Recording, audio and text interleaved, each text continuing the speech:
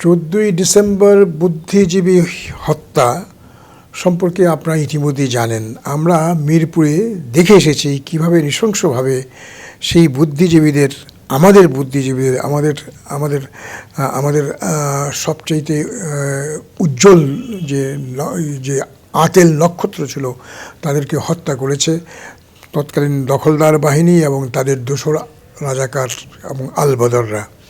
যেভাবে তারা এই হত্যাকাণ্ডটি করেছে, সেই হত্যাকাণ্ডের ক্রম যদি আমরা পর্যালোচনা করি তাহলে দেখব এই হত্যাকাণ্ড তারা একটি পরিকল্পিত কার্যক্রম অনুযায়ী এই বাংলাদেশে এই ঢাকায় তারা বাস্তবায়িত করেছিল। তারা তাদের পরাজয় নিশ্চিত জেনেই এদেশ যাতে মেধাশূন্য হয়, এদেশ যাতে মেধাশূন্য হয়ে ভবিষ্যৎ প্রজন্মকে পথ না দেখাতে পারে, সেজন্যে এই 14ই ডিসেম্বরের এই হত্যাকাণ্ড, এই বুদ্ধিজীবী হত্যাকাণ্ড সমাপন করেছিল।